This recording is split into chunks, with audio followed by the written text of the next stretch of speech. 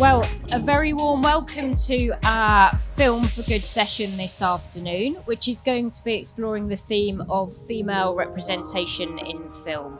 I'm Sarah Wybury, the Director of Skills and Workforce Development at the British Film Institute, the UK's lead organisation for film and the moving image.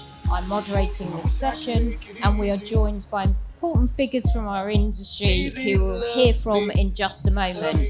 But I'd love them to just make their way onto the stage now. Tina, Missan, Ayman, Nada, do come on up.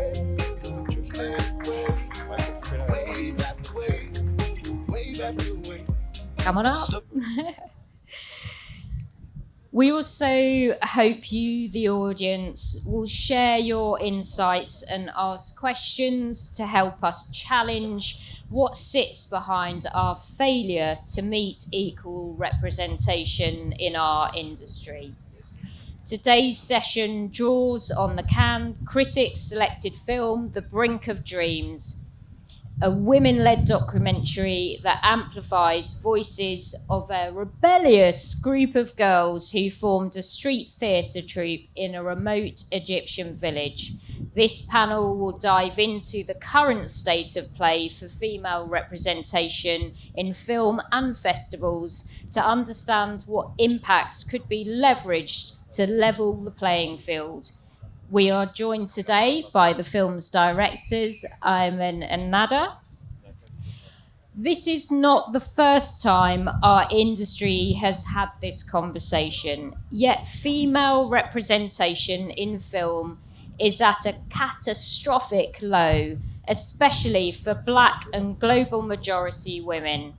Despite the $1.4 billion success of Barbie, last year's top 100 films saw just 30 of these feature a female lead or co-lead, the worst result since 2014, according to a new study by the University of Southern California's Annenberg Inclusion Initiative. The number of films led by Black and global majority women also fell from 18 to 14, which still marks a major leap from 2007, when the study originated with just one. But only 3 films in 2023 featured a woman over the age of 45 as a lead or co-lead, compared with 32 for men in the same age category.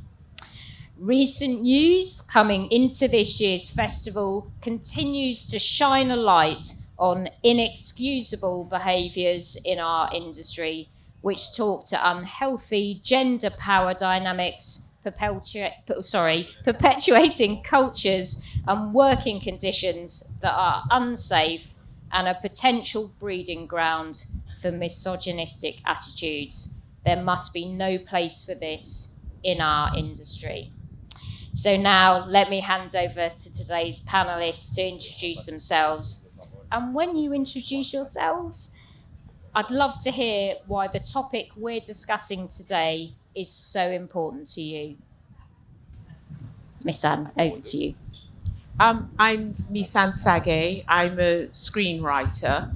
I obviously have an interest in films that feature or are led by stories of that feature women, and especially women of color, and not just have them there fulfilling other people's fantasies of what they think we are interested in, but actually stories that are really reflected. It's not just having a different a place at the table. It's having a voice at the table that's important, and having our stories, things that we want to talk to. So those statistics are really concerning, but I'm sure if you check to see in what capacity we are portrayed, the situation would be even more dire. Thank you. Thank you. So I'm Nadar Yat, and the topic today is, I think, something that I've first of all always been interested in, and of course it's something that is deeply reflected on in our film. Like, Yeah. we are speaking about a group of female-led artists from the south of Egypt. So the question of their own existence and representation is something, I think, very relevant to this panel today. Absolutely. I am Ayman Amir. I'm a producer and director from Egypt. And for me, also representation of women is very important, because also for me it's bigger of a larger picture, larger context of who has the right to tell the story of women, tell the story of minorities, tell stories, for instance, in our context, people from the south who are not from the capital, from Cairo in Egypt. So has the right to do that, and also what art means in that kind of marginalized societies, and what is the role of art. I think that also cannot be separated from how people and how women are represented on a screen. Thank you. And my name is Jøhnk Christensen. I am from Denmark. I'm a member of the Golden Globes, so I'm a voter of the Golden Globes. And I'm also a reporter, writing on film and television. And as a woman, I am, of course, interested in seeing myself and other women represented on screen. And I am interested in promoting women when I write stories, when I write articles, and I've done so on the Golden Globe website in particular, written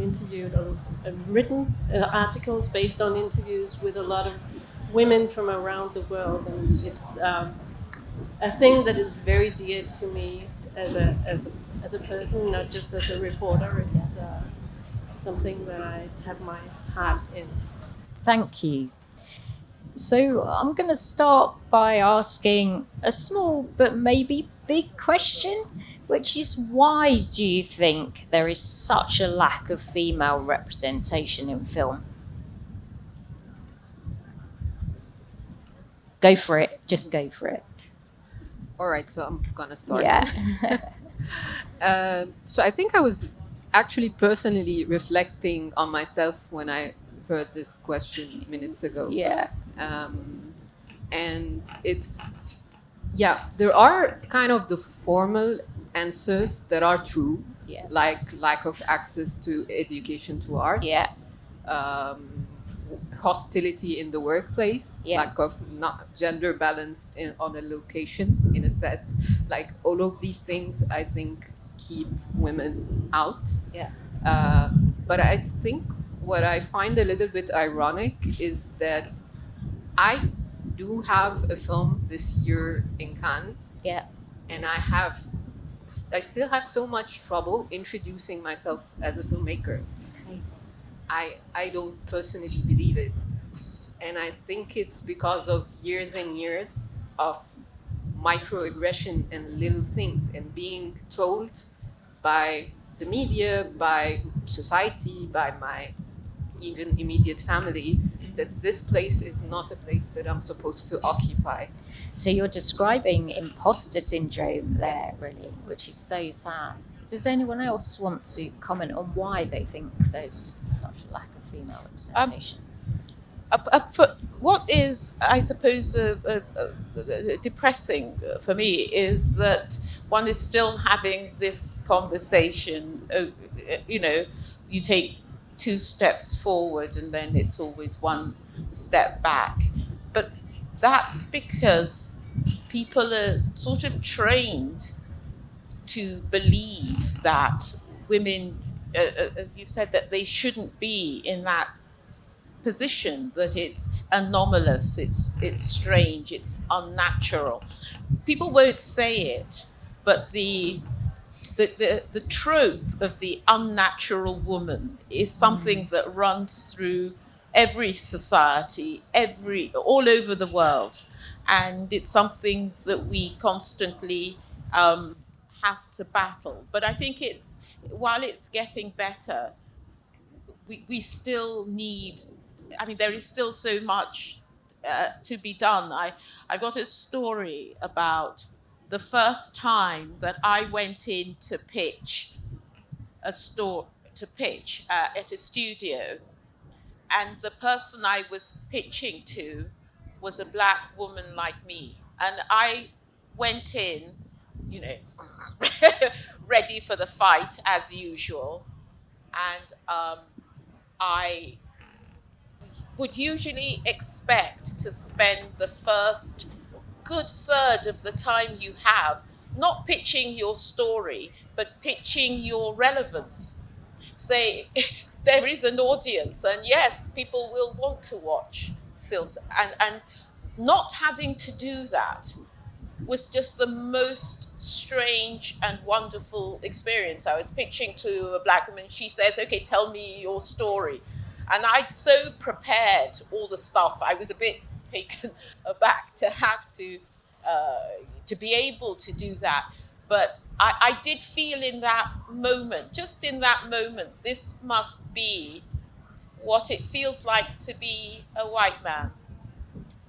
That you can walk in and you can just pitch your story and you don't have to first fight the battle.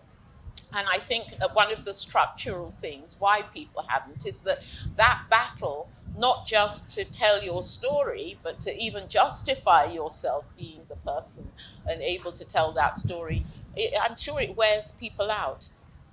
Thank you. I'm just going to build on that, Miss Anne, if that's okay, and ask what you feel the commercial value to ensuring equal female representation in our industry is. That when people bother to make women's films, people go and watch them. It is a complete myth that people don't watch films because it's a woman in the lead or because it's a black person. It just isn't true. But people believe it so much that they will sit and watch a film, take $1 billion, and you walk in the next day and they go, people don't watch women's films. There seems to be no way to get beyond what is basically prejudice. Yeah.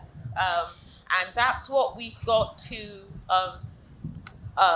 work on. And then the other thing that's important is that we also have to be able to fail. That it can't be that there can only be massive successes, and then one person makes one flame, something goes wrong, and everyone suddenly goes, "You see, we told you." No one wants to watch. There must be our ability, and we can't represent all womanhood with every one film. That just the ability to make our films, some will work, some won't work, but just give us the same chance that other people have. Thank you. And maybe this is a question for you, Tina, and you, Miss Anne, really, but how do you feel films that are made by women, or those that tell women's stories, like the one we're going to see a clip of shortly, are received and recognised by awards bodies? Well, I can only speak for our own. Yeah. Since we are so many women, I mean, our body of voters, which is now 300 reporters from all over the world. We represent 83 countries, 72% of the world. So, and we are 44% women, 48% men, and 8% who have not identified their gender. So, 44% are women. So that is a very good start. I mean, I can only speak for myself, but I do search out the stories that are made by women, and I often feel I relate more to those stories. So that is a start, to have more women make the decisions of who are going to win the awards. And I think you can see it in how the Golden Globes have nominated directors. For instance, in 2021, we had 3 women in the Best Director category, and Chloe Chow won the award for No Man's Land. And this year we had 2. Greta Gerwig was nominated for Barbie, which was a no-brainer from my point of view, and Celine Song was nominated for Past Lives. So that is a good start. Have the people who vote be a representation of gender and diversity. Thank you. Do you want to comment on that, or does that cover it? Yeah. I think that what I would say though about the awards is that, a lot of people don't get there that much earlier on in the process of filmmaking.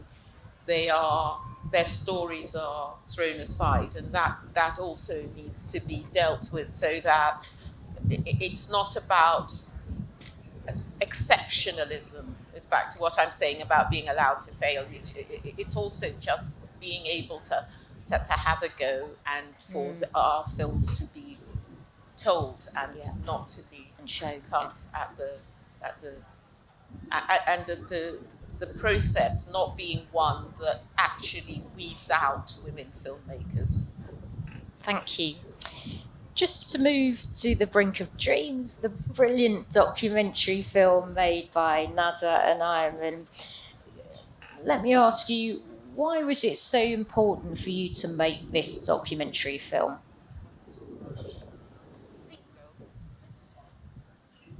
I think for several reasons, but I think Nada can speak more. But for me, it's really a question of representation, because, of course, they are women, but also recently in my country, most of the commercial films actually are speaking about people who are very rich, who are living in gated compounds or gated cities, who are shopping in malls. And it's very rare to see girls like the girls who are telling their stories on screen.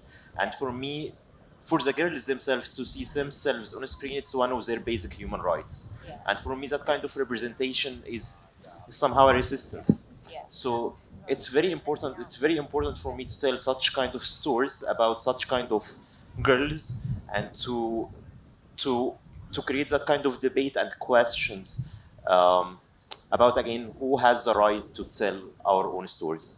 And is that one of the messages you're trying to inspire through the film? That last question that you saw, are you trying to inspire responses to that?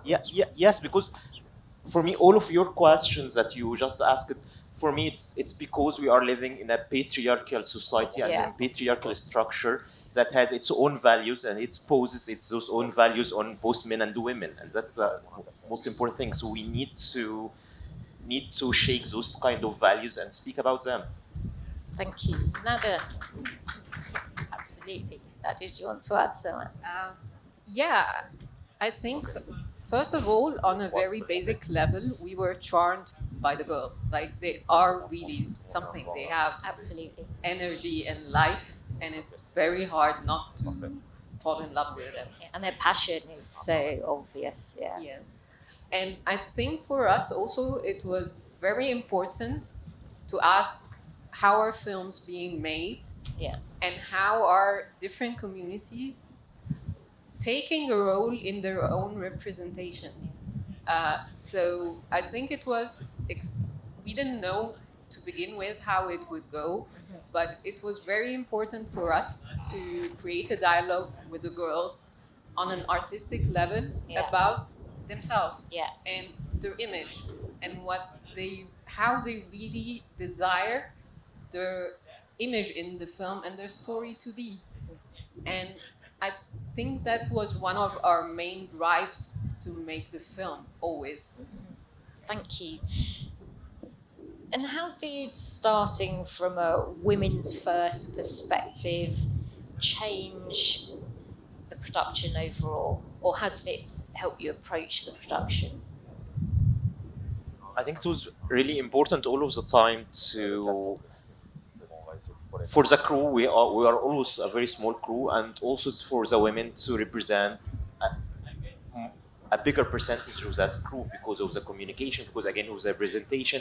For us also, it was a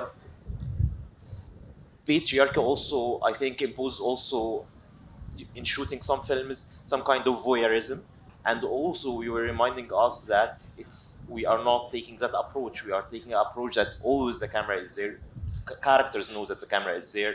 Even if it takes us maybe double the time to shoot the scene or maybe more than days.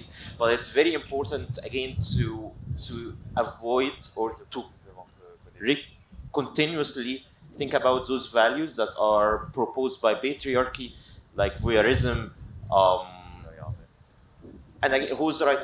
Do we have the right actually to tell the story about those girls? That was a question, because also we are not from this place, so we have to spend years. The film that we shot, we spent more than 4 years in shooting it, to be part of this place, to not be strangers.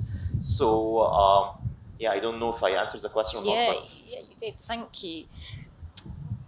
I think we're going to see a clip from the film now. I'm looking at tech, hoping they're going to run something. Am I going to get a nod? Sorry? Fifou, faut que t'envoies. We cannot hear you. Le volume, s'il vous plaît. We can't hear you. So are we going to run a clip of film? Yes.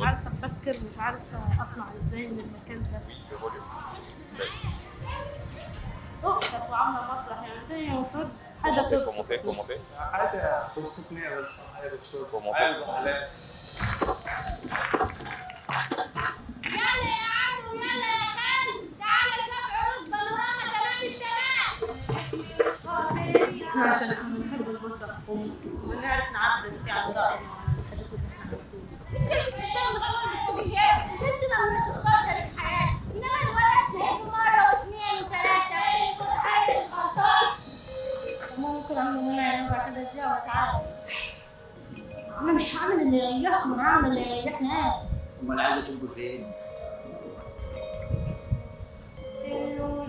لو ما وصلتش للي انا عايزاه وما عملتش تنجمات وما شعرتش كده حسيت لا انا نص لا وانا كان متفقين كده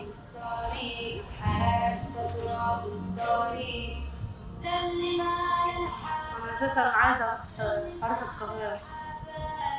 تروح تعمل إيه في القاهرة؟ ما تعرفيش تمشي في الشارع أساسا.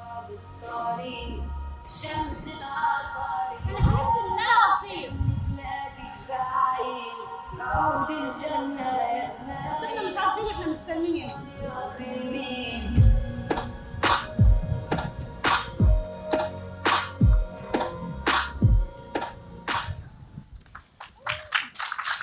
It is a wonderful documentary, and I've got so many questions, but I can't ask them because I know it will ruin it for everyone else who hasn't seen it. But the film talks to the role the performing arts plays in helping the women you feature tell their stories. So what broader interventions do panellists think are most needed, including from an early age, to inspire girls and women to pursue a career in film, or indeed the wider creative industries, as we know there's transferability between sectors? Well, I think there's a big need for role models. Whenever I interview women, that's what they speak about, and that goes for all filmmaking. Also below the line, they need to see more female cinematographers. They need to see a lot of female film workers in general. So more role models is one thing. Absolutely. Anyone else want to add to that? Other interventions that are needed to inspire women and girls? I don't think one can overstate the importance of role models, of seeing yourself portrayed and being able to believe that you can be seen. And because there isn't any, I don't think there's any substitution for that. It's also I don't know how one does it, but making more films with women so people get used to seeing them, because rather like this wonderful film, if enough people see all the wonderful films, and you know, as women filmmakers, we're lucky that so many of our stories have not been told. We've got a lot to say, and so it's hopefully that the more films with women protagonists, and not women who are necessarily tough and kicking ass and all this, but just women doing things that women want to watch women doing, or how we see the world. That would be a great thing. And do you want to add to that, Nadia and Ayman, at all? Yeah, I guess so much is needed. To be honest, I don't know how to begin to answer that. But I think just continuing on what has already been said, I think this film needs to be seen by a lot of young women. Yeah. And films like that, they need to be accessible in places that are not the center, and not capitals, and not only in malls and compounds. There has to also be a way that these types of films are seen by young women everywhere. Absolutely. I also wonder if there's something about girls engaging with cultural activity and film watching actually just for joy at an earlier age. So they appreciate the medium and can explore their own creativity at a much younger age. Because that's almost what we see here, isn't it? A group of young women exploring their creativity just because it's in them. Thank you. I'm so sorry. And women having sort of friendships with each other, that it's also women being together. It is, absolutely, and that's so clear in the documentary. Tina, you've had the privilege of speaking to lots of women that work in the industry, and you've collected insights about the challenges that women have experienced. It'd be great if you could just talk to some of those insights. Yeah, as I mentioned before, I've interviewed quite a lot of female filmmakers for the Golden Globe website, and I made a little list of what they mentioned as the main obstacles or challenges that they had. And one thing that a lot of them said was lack of trust in us. And one of them who said it was Naga Zabia from Iran, who also said that women have to work much harder than men to prove that they can be trusted. There was also some who mentioned lack of trust in themselves, which was, funny enough, Pamela Adlon, who made the TV series Better Things. She was really surprised that she could actually do it when she wrote and directed her own TV series, which to me was amazing. Simaya Urale, who's a Samoa, New Zealand filmmaker, spoke about herself being a little too picky when she wanted to pick her projects, because she wasn't sure that she could do them. And she said men would probably just pick them because they would feel assured that they could. And then there was Granaz Musavi from Iran, who mentioned the fact that there's a lack of female filmmakers also below the line that she could work with, because a lot of the women I talked to mentioned that they like to build their own little tribes with female workers, that, you know, and there was a lack of them. And she also mentioned that for her it was particularly challenging because she made films in Afghanistan and had to wear the headscarves, and so, and then there was a lack of trust in the subject matter, which was, funny enough, Patty Jenkins, who made Wonder Woman, who said that she was surprised by the fact that there was a need for a female superhero. And I could go on. I have a lot of things that women have mentioned, but the things that they mentioned as the solution was create your own production company. Yes. Take control. Yeah. That we need to have more females in the top positions of the studios. We all know that this is needed because obviously they want to make the movies that they want to see. And then again, more educated women below the line too, so they can build their own tribes. Absolutely, and there's a huge need to grow female leadership in this sector, but I'm really glad you raised the point about women in below the line roles as well. We know there's huge underrepresentation there. Thank you. Miss Anne, how do you feel the film industry can better engage with and support women and the stories of women from underrepresented communities, including Black and global majority women, those from lower socio-economic backgrounds, those with disabilities, and those identifying as LGBTQ+? I think, again, what we've said here, that you can't create a diverse slate of films unless the people commissioning are also diverse. I just don't think it can be done. So for me, the main thing is that the gatekeepers can't all look the same. We can't have gatekeepers who are all exactly the same and expect that that group of people will somehow find the way to give that kind of representation, that perhaps they can't ever be the solution because sometimes they are part of the problem. I think the other thing too is this confidence in ourselves as women filmmakers. You'll have a woman who has directed hours of, award-winning television, and she's still saying, am I ready to make that first film? And you have sort of, I don't know, I suppose, I think young men don't have that worry, why shouldn't I?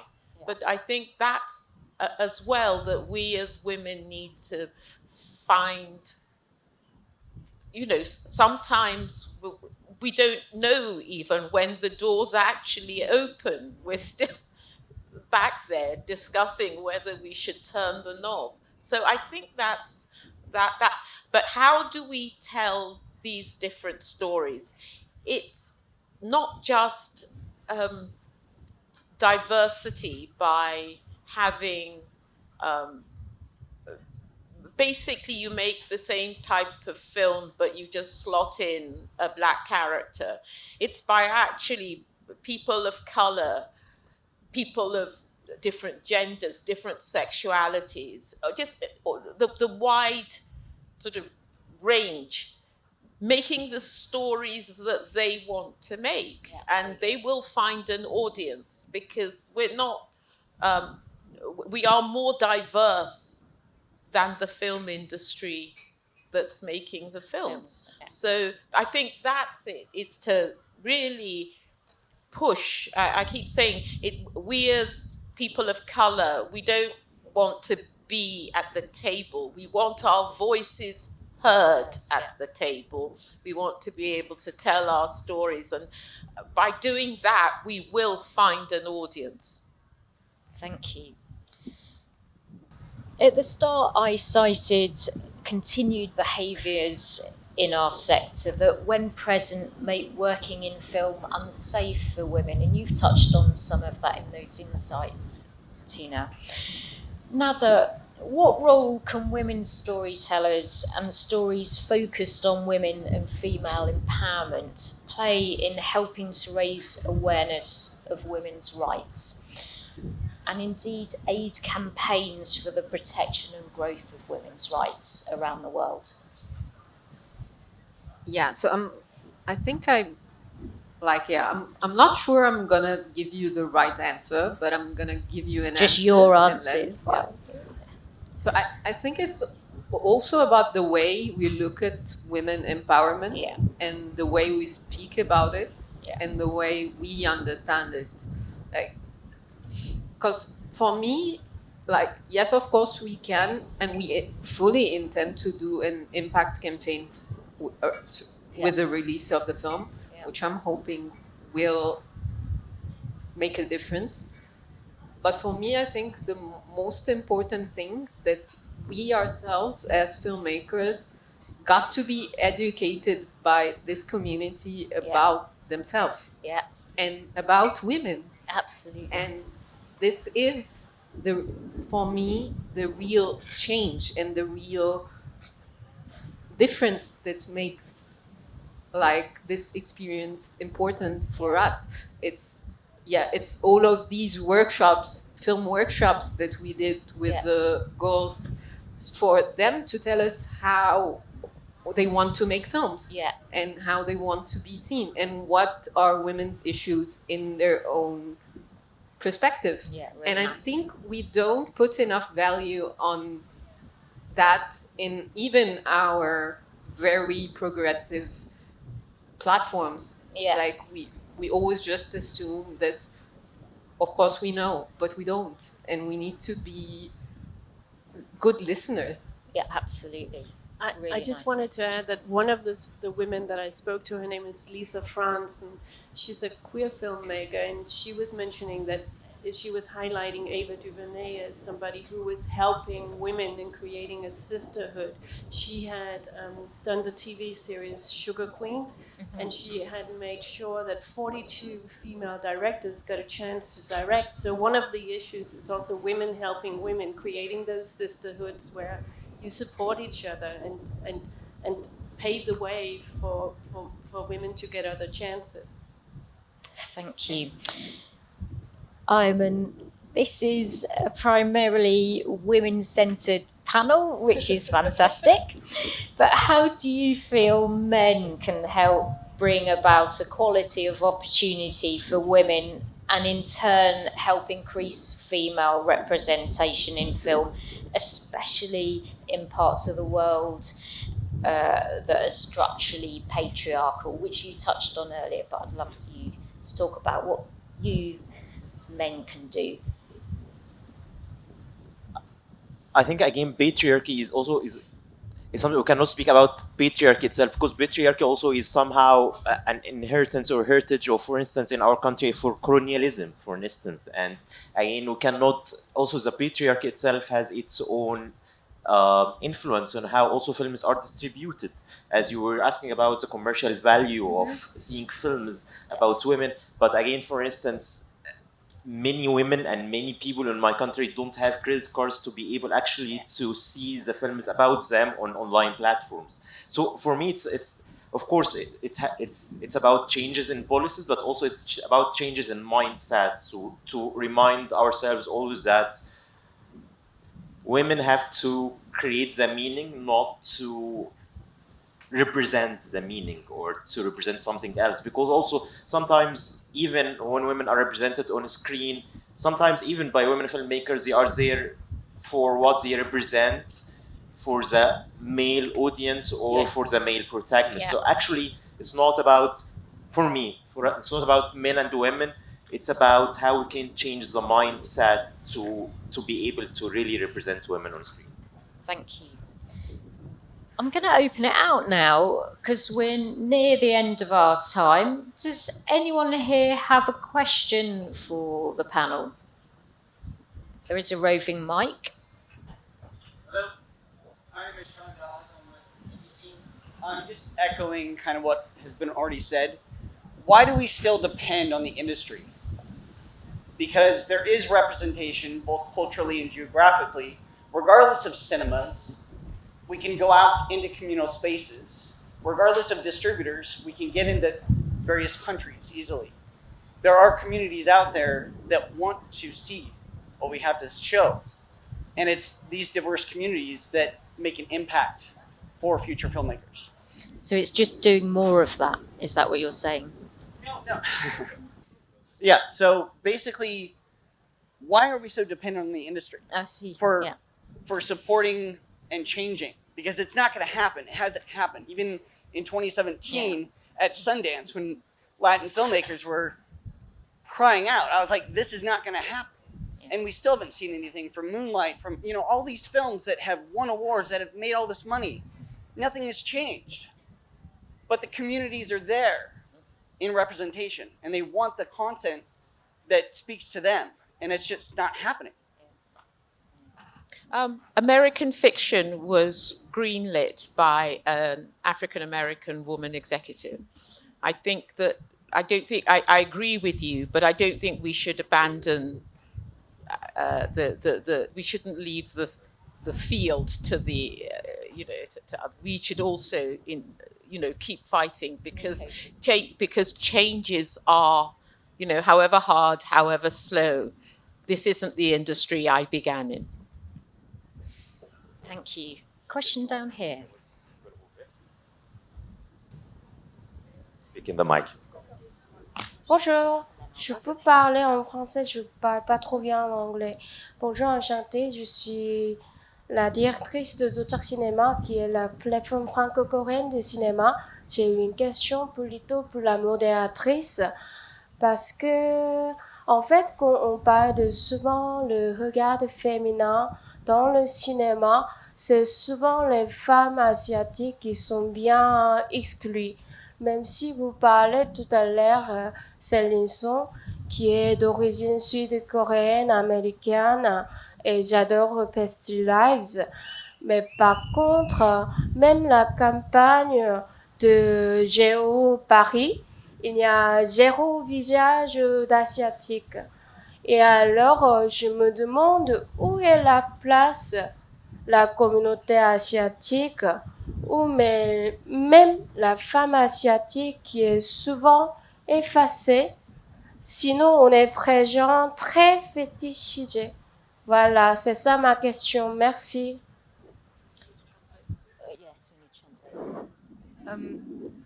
So in English, what is the place of Asian women who are fetishized in the industry, and how can we better offer a representation of Asian women in the industry?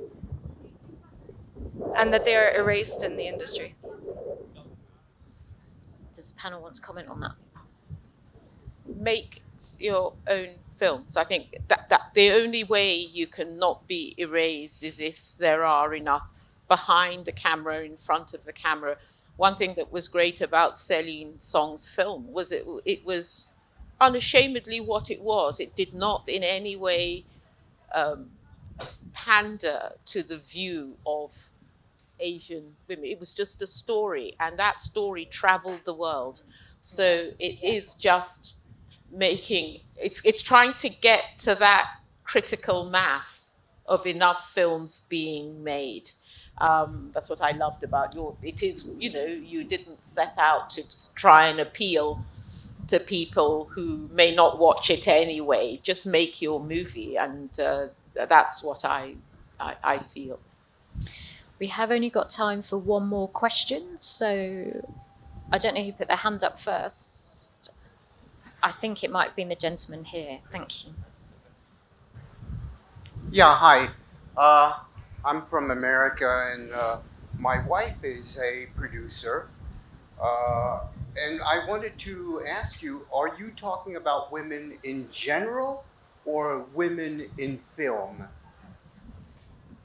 This conversation is about female representation in film, but actually I think it's also important when we talk about that, we talk about those we see on the screen, but also those who make film, those in below the line role, women in below the line roles too. Okay, so in that case, I don't understand why, like in America, there is an organization called Women in Film. Yeah. And my wife is a member of Women in Film, and she produces and directs, and she's very busy. She's busier than I. Yeah, I think that's great. I think what we need is that all over the world in our industry. so there's equal representation in filmmaking right across the globe. But thank you. Have we got time for one more question? Because this lady, we'll take one more and then I'm going to close this session down. Thank you. I just wanted to contribute something, like highlight how we are living in a really exciting time with artificial intelligence, transforming a lot of the way we live, a lot of dimensions of our lives, and especially in this industry, there's a lot of interesting new tools coming.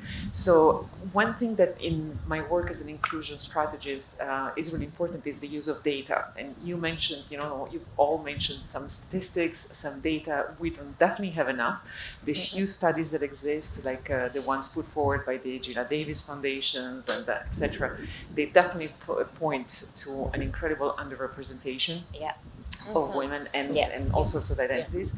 And I think that this is so important to raise people's awareness, to inform, to create a shared understanding of how this needs to change. And AI will be able to accelerate that. I think that we're on the cusp of seeing new tools and new things that will be able to tell us, on a monthly basis, on a weekly basis, what is the percentage of female roles or women director movies that are out there and how they're performing. And this type of data, I think that will help a lot. I'm also here as an advisor to a AI startup called W Scripted that is actually aiming to accelerate the discovery of women writers and all sorts of writers by highlighting the diversity of characters in scripts. And so really helping the creative process of producers to become more aware of this type of dimensions. Thank you all for the incredible insights that shared today. It was really, really enjoyable. Thank you.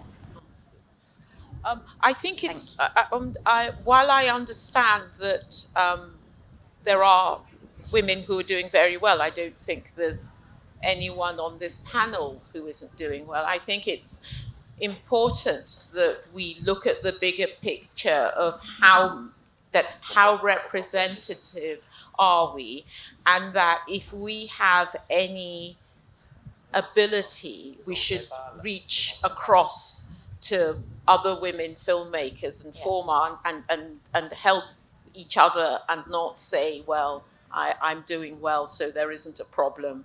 There is clearly a problem. I don't think and it isn't a problem of us not being good enough.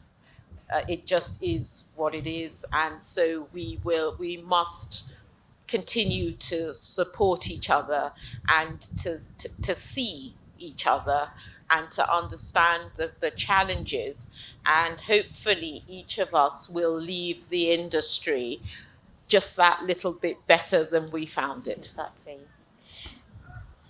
We're now at the end of our time. I'm ready for a blanket because the sea breeze is cold. We're blowing away. This just leaves me to encourage all of you to watch The Brink of Dreams. It is brilliant. I give huge thanks to today's panelists, Tina, Ayman, Nada, Misan. Thank you.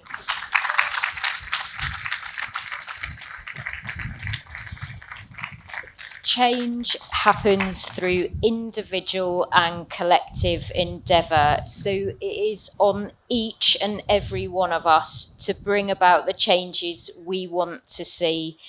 I feel it would be fitting for me to close with the words of poet and activist Maya Angelou, and it speaks to your point actually. Do the best you can until you know better. Then when you know better, do better.